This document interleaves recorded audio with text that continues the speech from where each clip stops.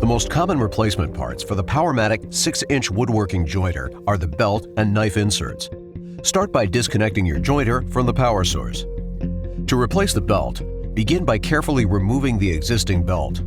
Place the new belt into the cutter head pulley and through the opening in the stand. Pull the belt down and place it into the motor pulley. If the belt is difficult to roll onto the pulley, loosen the motor mounting screws.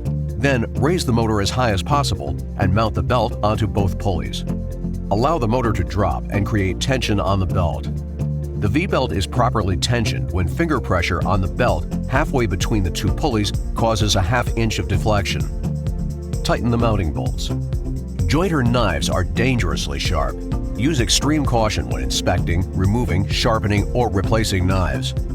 Keep in mind that the knife inserts on this jointer are 4-sided. When dull, simply remove each insert, rotate it 90 degrees for a fresh edge, and then reinstall it.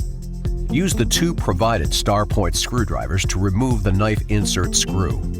Use one of the screwdrivers to help hold the cutter head in position and the other to remove the screw. It is advisable to rotate all inserts at the same time to maintain consistent cutting. However, if one or more knife inserts develops a nick, rotate only those inserts that are affected.